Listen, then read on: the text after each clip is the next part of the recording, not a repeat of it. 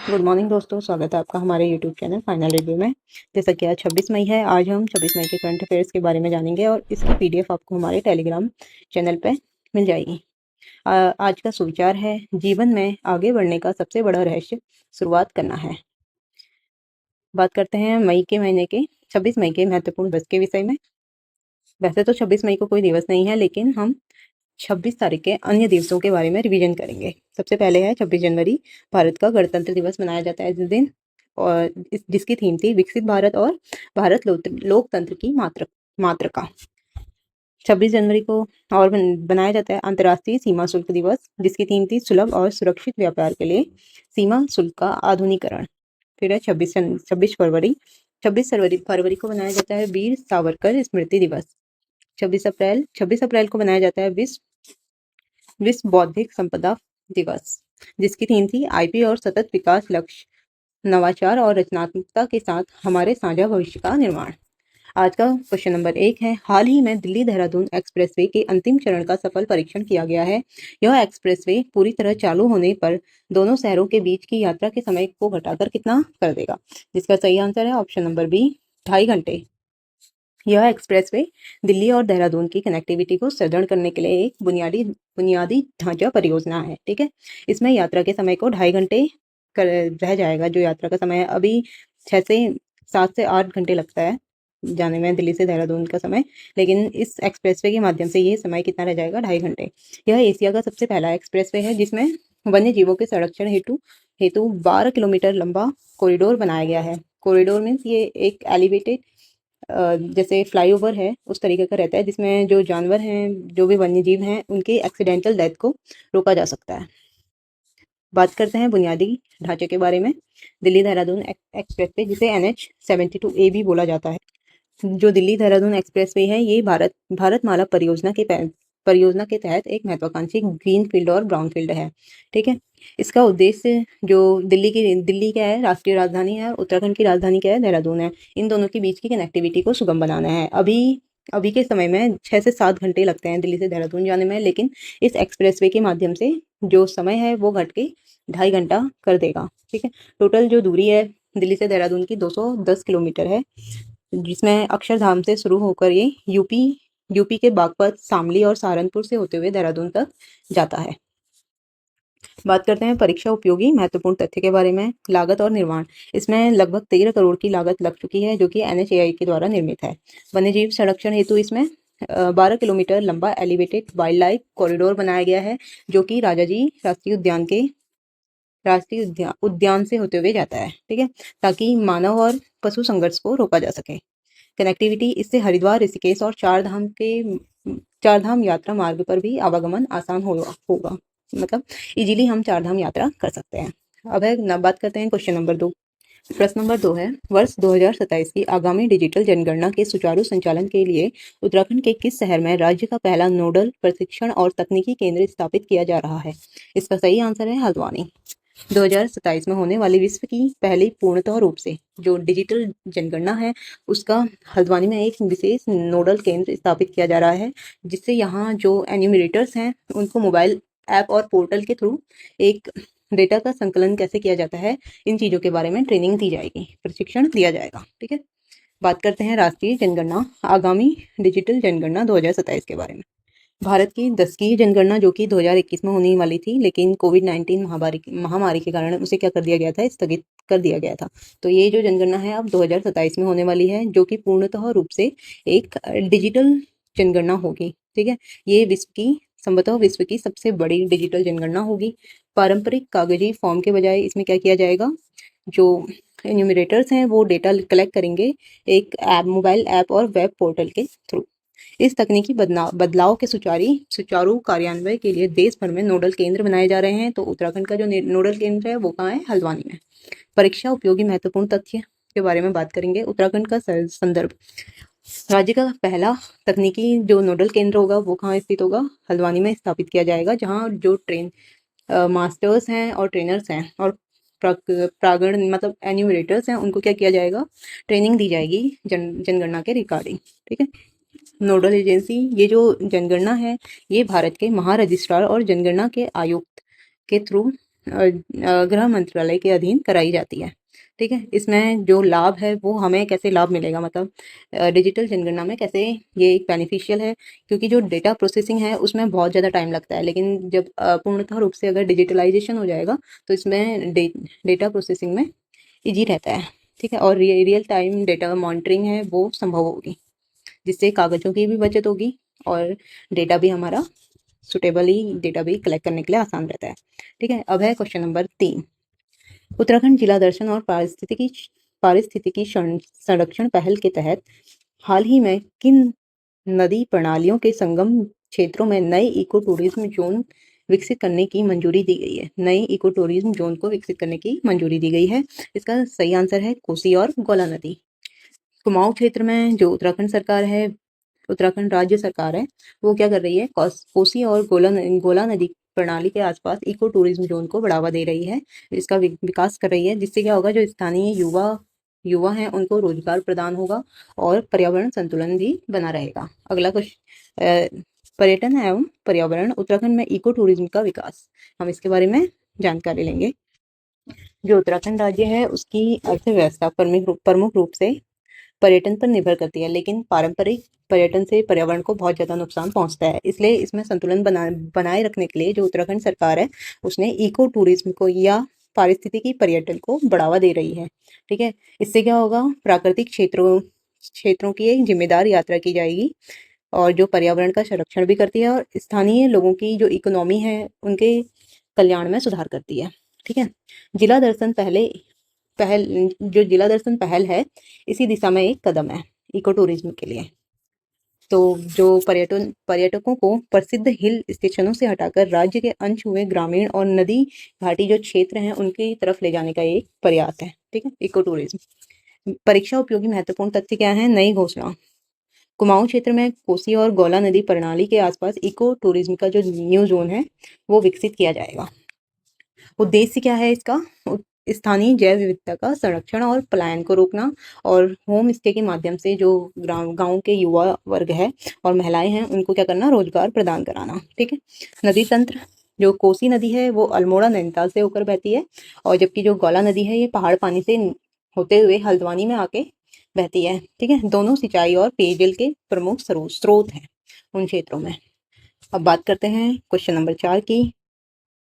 106वें संविधान संशोधन, जिसे हम नारी शक्ति वंदन अधिनियम भी बोलते हैं, के प्रावधानों के अनुरूप उत्तराखंड राज्य विधानसभा में महिला सशक्तिकरण की दिशा में राजनीतिक जागरूकता अभियान की शुरुआत हाल ही में किस जिले से की गई है?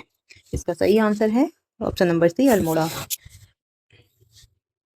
इस संविधान संशोधन के तहत महिलाओं को लोकसभा और राज्य विधानसभा में 33% आरक्षण जो सीट है वो आरक्षण सुनिश्चित किया गया है। इसमें जो महिलाओं की भागीदारी है उसको बढ़ाने के लिए अल्मोड़ा में एक विशेष राज्यव्यापी जागरूकता अभियान शुरू किया गया है। ठीक है, भारतीय राज्य व्यवस्था 106वां संविधान संशोधन, जिसे जो महिला आरक्षण पर फोकस करता है। जो नारी शक्ति वंदन अधिनियम है, जिसे हम 106वां संविधान संशोधन अधिनियम भी बोलते हैं, ये सितंबर 2023 में संसद में पारित किया गया था राष्ट्रपति की मंजूरी के द्वारा। ठीक है, यह अधिनियम लोकसभा, राज्य विधानसभा और राष्ट्रीय राजधानी क्षेत्र दिल्ली की विधानसभा में महिलाओं के लिए 1/3 यानी कि 33% सीटें आरक्षित करता है। यह आरक्षण अनुसूचित जाति और जनजाति के लिए पहले से ही आरक्षित सीटों के भीतर भी लागू होगा। अब इसमें बात करते हैं परीक्षा उपयोगी महत्वपूर्ण तथ्य। उत्तराखंड में पहल, इस अधिनियम की जो पहल है वो उत्तराखंड के अल्मोड़ा जिले से की गई है, जिसमें जो महिलाओं को इसके लिए हमें क्या करना है, जागरूक करना है राज्य की राजनीति के लिए। ठीक है, लागू होने की शर्त, यह आरक्षण अगली जनगणना के प्रकाशन और उसके बाद होने वाली परिसीमन अभ्यास के बाद ही प्रभावी होगा। इसकी अवधि, वैसे तो ये क्या है, ये प्रावधान 15 वर्षों की अवधि तक ही लागू किया गया है, लेकिन इसे संसद क्या कर सकती है, कानून बनाकर आगे भी बढ़ा सकती है। तो प्रश्न नंबर 5 की हम बात करते हैं। हाल ही में भारतीय संगीत उद्योग में उनके अद्वितीय योगदान के लिए किस महान गायिका को लाइफ टाइम म्यूजिक अचीवमेंट सम्मान 2026 से सम्मानित किया गया था? किसे सम्मानित किया गया है? आशा भोसले को, जिसे हम आशा भोसले को हम वर्सेटाइल क्वीन के नाम से भी जानते हैं। उनके प्रतिष्ठित सम्मान में उनको 7 दशकों से अधिक के शानदार करियर के लिए दिया जाता है। उन्होंने 20 से अधिक भारतीय और विदेशी भाषाओं में 1000 गीत गाकर भारतीय संगीत को वैश्विक पटल पर स्थापित किया है।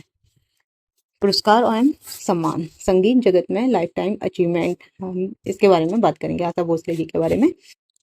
लाइफ टाइम म्यूजिक अचीवमेंट सम्मान उन दिग्गज हस्तियों को दिया जाता है जिनने अपनी पूरी जीवन शैली संगीत कला में ही समर्पित कर दी हो, ठीक है, जिनके योगदान से राष्ट्रीय तथा अंतर्राष्ट्रीय स्तर पर असाधारण रहा हो।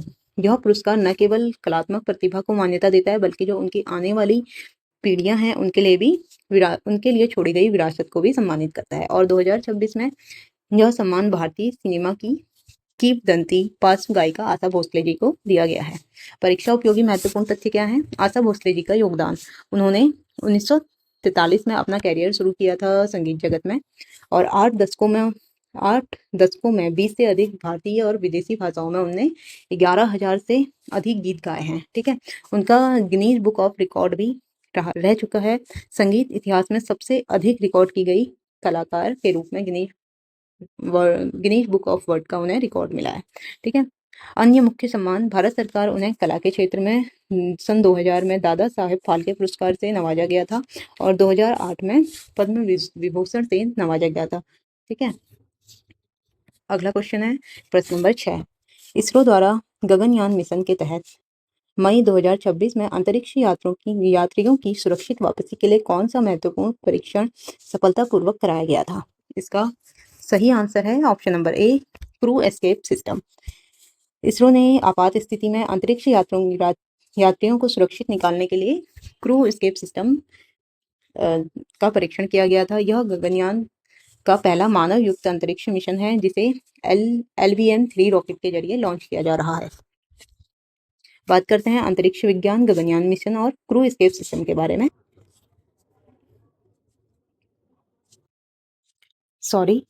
यह गगनयान गगनयान मिशन है भारतीय अंतरिक्ष अनुसंधान संगठन का एक महत्वाकांक्षी और भारत का पहला मानव युक्त अंतरिक्ष उड़ान मिशन है। इसका उद्देश्य क्या है? 3 अंतरिक्ष यात्रियों के दल को 3 दिन के लिए 400 किलोमीटर लो अर्थ ऑर्बिट में भेजना और उन्हें सुरक्षित समुद्री जल पर उतारकर वापस पृथ्वी पर लाना है, ठीक है। इस मिशन की सबसे बड़ी प्राथमिकता क्या है? ह्यूमन सेफ्टी, जिसके लिए यह विभिन्न जटिल प्रणालियों का परीक्षण किया जा रहा है, ठीक है। परीक्षा उपयोगी महत्वपूर्ण तथ्य क्या है? क्रू एस्केप सिस्टम, ये क्या है? इसका हाल ही में परीक्षण हुआ था। ये आपातकालीन प्रणाली है जो लॉन्चिंग के दौरान अगर रॉकेट में कोई भी खराबी आ जाती है तो जो क्रू मॉड्यूल्स हैं उनको रॉकेट से तुरंत अलग कर एक सुरक्षित दूरी पर ले जाना, ठीक है। अगला है प्रक्षेपण यान। गगनयान मिशन के लिए LVM-3 रॉकेट का उपयोग किया जाएगा जिसे मानव रेटिंग के अनुसार अपग्रेड किया गया है। व्योम मित्र, मानव मिशन से पहले व्योम मित्र नामक एक महिला रोबोट को मानव रहित उड़ानों में भेजा जाएगा ताकि अच्छे से जांच प्रणालियों की जांच की जा सके, ठीक है। अगला प्रश्न है हाल ही में संपन्न डायमंड लीग 2026 के दोहा चरण में भाला फेंक प्रतियोगिता में नीरज चोपड़ा ने कितनी दूरी के साथ स्वर्ण पदक अपने नाम किया? जिसका सही उत्तर है 89.94 metre. Olympic champion Neeraj Chopra ने अपना शानदार प्रदर्शन करते हुए यह खिताब जीता था। डायमंड लीग क्या है? एक प्रमुख वार्षिक श्रृंखला है। यह जीत आगामी वैश्विक प्रतियोगिताओं के लिए उनकी एक महत्वपूर्ण मजबूत दावेदारी की पुष्टि करती है, ठीक है। खेल परिदृश्य, डायमंड लीग और नीरज चोपड़ा के बारे में हम बात करेंगे। ये जो डायमंड लीग है वर्ल्ड एथलीट द्वारा आयोजित एक ट्रैक और फील्ड एथलीट प्रतियोगिताओं की एक श्रृंखला है। इसमें दुनिया भर के जो एथलीट्स हैं वो क्या करते हैं? पार्टिसिपेट करते हैं। यह श्रृंखला अलग अलग शहरों में क्या की जाती है? आयोजित की जाती है, जैसे दोहा, यूरिक और लुसाने।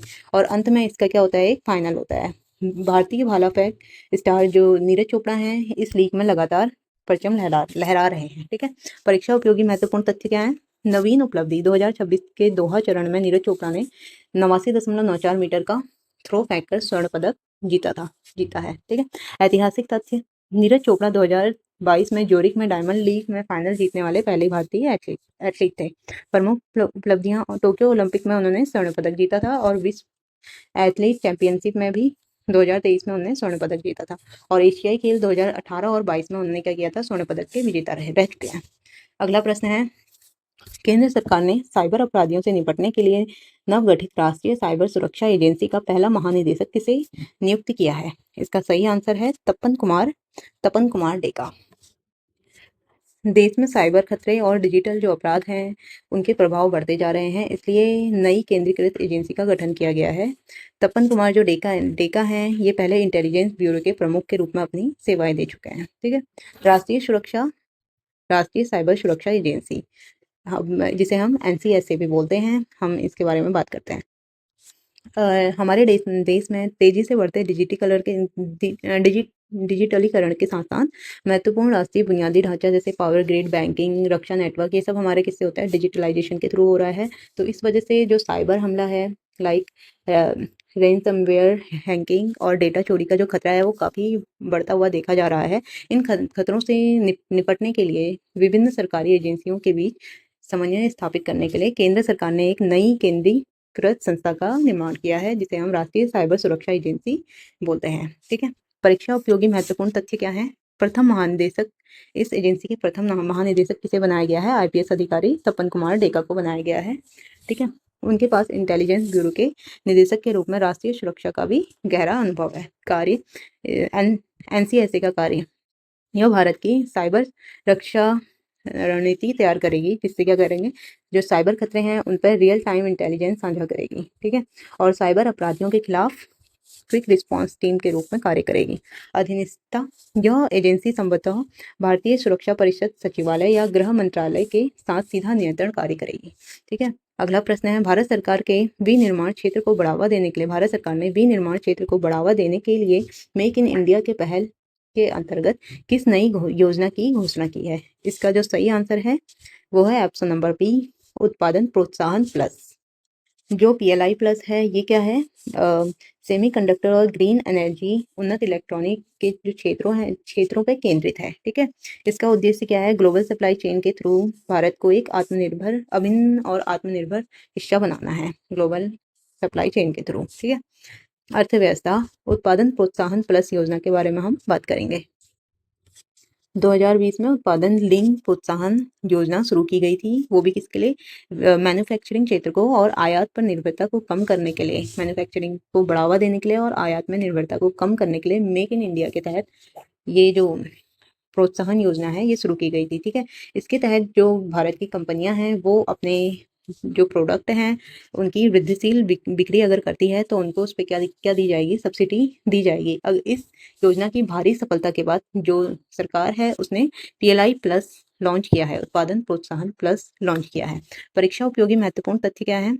PLI प्लस का फोकस, यह योजना भविष्य तकनीकी के उभरते क्षेत्रों पर जैसे सेमीकंडक्टर फैब्रिकेशन, ग्रीन हाइड्रोजन, उन्नत बैटरी स्टोरेज और डीप टेक इलेक्ट्रॉनिक्स, इन सब पे फोकस करती है। ठीक है। उद्देश्य क्या है? भारत को ग्लोबल वैल्यू चेन का एक अपरिहार्य हिस्सा बनाना, ताकि उच्च कुशल रोजगार पैदा करना और जो भी हमारे भारत के युवा हैं उनको उच्च कुशल रोजगार प्राप्त करना और जो चीन जैसे देश हैं उन पर भारत की निर्भरता को कम करना। ठीक है। अंतर क्या है? जो पुरानी PLI 14 है ये विशिष्ट क्षेत्रों के लिए थी, लेकिन जो अभी PLI प्लस है ये अधिक लचीली है। इसमें अनुसंधान और विकास में निवेश करने वाली कंपनियों के लिए अतिरिक्त प्रोत्साहन शामिल है, यानी कि बोनस इंसेंटिव दिया जाता है। ठीक है। अगला प्रश्न है, मई 2026 में अंतर्राष्ट्रीय सौर गठबंधन का 125वां पूर्ण सदस्य कौन सा देश बना है? जिसका सही आंसर है पेरू। पेरू ने नवीनीकरण ऊर्जा के प्रति अपनी प्रतिबद्धता जताते हुए ISA की आधिकारिक सदस्यता ग्रहण की है। ठीक है। अंतर्राष्ट्रीय सौर गठबंधन भारत और फ्रांस की एक संयुक्त पहल है, जिसका जो मुख्यालय है वो कहाँ है? हरियाणा के गुरुग्राम में।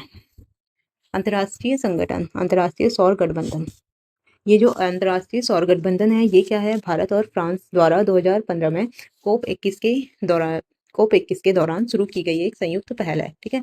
ये जो गठबंधन है ये मूल रूप से यह कर्क रेखा और मकर रेखा के बीच में स्थित धूप वाले जो देश हैं उनका गठबंधन है, लेकिन अब यह संयुक्त राष्ट्र के सभी सदस्य देशों के लिए खुला है। इसका जो प्राथमिक लक्ष्य है वो क्या है? जो जीवाश्म फ्यूचल फॉइल है और जीवाश्म ईंधन पर निर्भरता को कम करना और सौर ऊर्जा को बढ़ावा देना है। ठीक है। अब इसके लिए परीक्षा उपयोगी जो महत्वपूर्ण तथ्य हैं उनके बारे में हम जानेंगे। इसका 125वां नया सदस्य कौन है? दक्षिण अमेरिकी देश पेरू। ठीक है। मुख्यालय इसका कहाँ स्थित है? भारत में स्थित पहला अंतर्राष्ट्रीय अंतर सरकारी संगठन है जिसका मुख्यालय परिसर गुरुग्राम हरियाणा में स्थित है। इसका जो दृष्टिकोण है वो क्या है? आईएसए का प्रसिद्ध नारा है one sun one world and one grid, जिसका उद्देश्य है वैश्विक सौर ग्रिड बनाना है जो कि दुनिया भर में स्वच्छ ऊर्जा स्थानांतरित कर सके। ठीक है, अगला प्रश्न है साहित्य के क्षेत्र में उत्कृष्ट योगदान के लिए 2025-26 का प्रतिष्ठित व्यास सम्मान किस प्रसिद्ध हिंदी लेखक को प्रदान किया गया? इसका सही आंसर है पुष्पा भारत। ये सम्मान के बिरला फाउंडेशन द्वारा पिछले 10 वर्षों में प्रकाशित किसी उत्कृष्ट हिंदी साहित्यिक कृति के लिए दिया जाता है। ठीक है, इसके तहत प्रशस्ति पत्र को 4 लाख रुपए की सम्मान राशि भी प्राप्त की जाती है।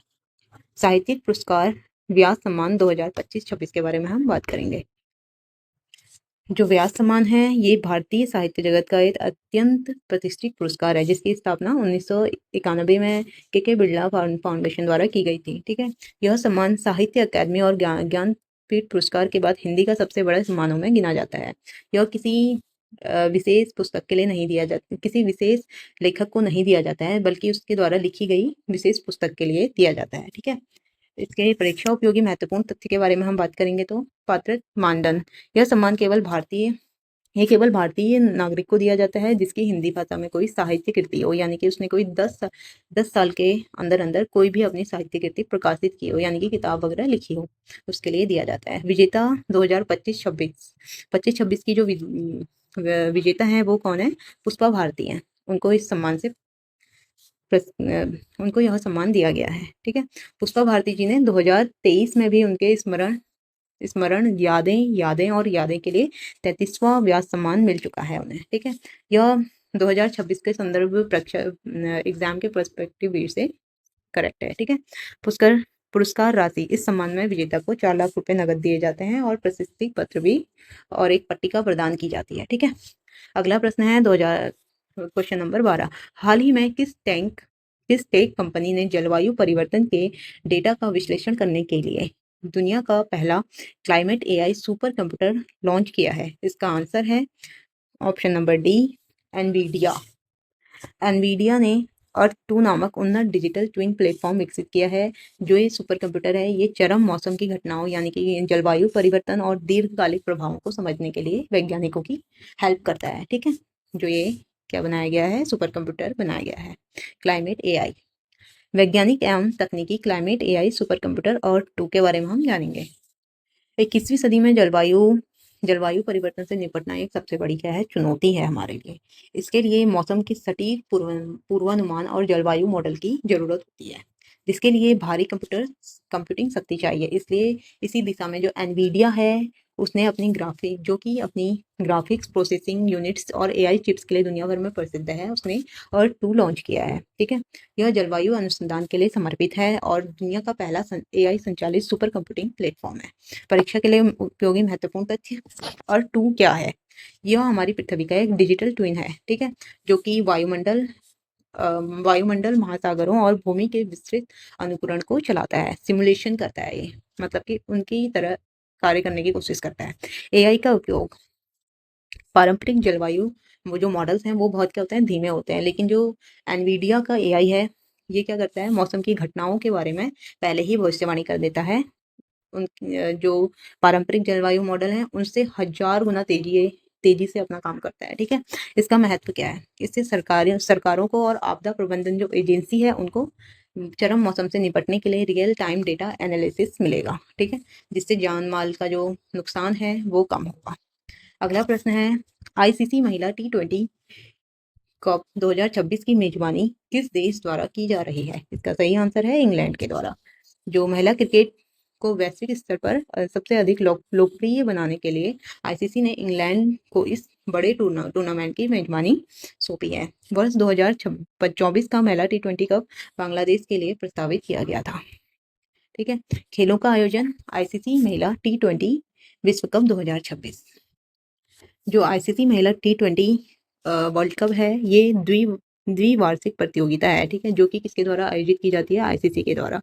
तो ऑस्ट्रेलिया इस टूर्नामेंट में की सबसे सफल टीम रही है ICC female T20 world cup की। ठीक है, परीक्षा के लिए महत्वपूर्ण तथ्य, मेजबानी देश 2026 के लिए 26 की जो मेजबानी है वो कौन करेगा? इंग्लैंड करेगा। ये जो टूर्नामेंट है ये इंग्लैंड को महिला क्रिकेट को इंग्लैंड में नई ऊंचाइयों तक ले जाएगा, जो कि 2009 के बाद पहली बार मेजबानी कर रहा है। टूर्नामेंट का प्रारूप, इसमें दुनिया की शीर्ष महिला क्रिकेट टीमें भाग लेंगी। ठीक है, 2026 के विश्व कप में टीमों की संख्या बढ़कर 12 कर दिया गया है, जो कि पहले कितनी थी, 10 थी। पिछला संदर्भ 2024 में महिला T20 विश्व कप मूल रूप से बांग्लादेश में निर्धारित किया गया था, जिसे बाद में राजनीतिक अस्थिरता के कारण संयुक्त अरब अमीरात यानी कि यूएई में स्थानांतरित कर दिया गया था। ठीक है, अगला प्रश्न है, भारतीय रेलवे द्वारा mission net zero carbon emission के तहत किस मार्ग पर देश की पहली हाइड्रोजन ईंधन सेल आधारित ट्रेन का सफल परीक्षण किया गया है? इसका सही आंसर है ऑप्शन नंबर बी, जिंद सोनीपत रूट में। जो भारतीय रेलवे है 2030 तक शून्य कार्बन उत्सर्जन का लक्ष्य हासिल करने के लिए हाइड्रोजन ट्रेनों का संचालन शुरू कर रहा है। ये ट्रेनें पूरी तरीके से क्या है, प्रदूषण मुक्त होंगी और उत्सर्जन के रूप में केवल पानी और भाप छोड़ेंगी। ठीक है, सतत परिवहन, भारत की पहली हाइड्रोजन ट्रेन। जो भारतीय रेलवे है उसने पर्यावरण संरक्षण के लिए 2030 तक नेट जीरो कार्बन एमिटर बनने का एक महत्वाकांक्षी लक्ष्य रखा है। ठीक है, इसी दिशा में डीजल इंजनों के बदले उनने क्या किया है, हाइड्रोजन ईंधन सेल का तकनीकी पर आधारित हाइड्रोजन फॉर हेरिटेज पहल के तहत विकसित की जा रही है। ठीक है, यानी कि जो उनके इंजन है वो किसके थ्रू चलेगा, हाइड्रोजन ईंधन सेल के थ्रू चलेगा। ठीक है, ये ट्रेनें क्या करती हैं, हाइड्रोजन और ऑक्सीजन की रासायनिक प्रतिक्रिया से बिजली पैदा करती हैं, जिसके थ्रू क्या निकलता है, केवल जलवाष्प और पानी निकलता है। ठीक है, परीक्षा उपयोगी महत्वपूर्ण तथ्य, परीक्षण मार्ग, जो देश की पहली हाइड्रोजन ट्रेन का सफल परीक्षण जिंद सोनीपत रूट पर किया गया है। हेरिटेज रूट्स ऑफ योजना, प्रारंभिक चरण में इस पर्यावरण अनुकूल ट्रेनों का कालका, शिमला, नीलगिरी और दार्जिलिंग जैसे नैरो गेज हेरिटेज मार्गों पर चलाने की योजना है। ठीक है, ताकि जो संवेदनशील पहाड़ियों का जो पर्यावरण है उसे क्या किया जा सके, बचाया जा सके। वैश्विक संदर्भ, हाइड्रोजन से चलने वाली जो पहली ट्रेन थी वो कहाँ थी, जर्मनी ने करी थी शुरुआत। ठीक है, अगला प्रश्न है, ब्रिक्स समूह की 2026 की वार्षिक शिखर बैठक का आयोजन किस देश में किया जा रहा है? जिसका सही उत्तर है ब्राजील में। जो ब्रिक्स समूह है ये उभरती अर्थव्यवस्थाओं का एक शक्तिशाली समूह है। हाल ही में इसमें मिस्र, यूएई और ईरान भी नए देश शामिल हुए हैं, जिसकी वजह से इसका जो नाम है ब्रिक्स प्लस के रूप में इसे जाना गया है। ठीक है, वर्ष 2026 में इस समूह की अध्यक्षता ब्राजील देश कर रहा है।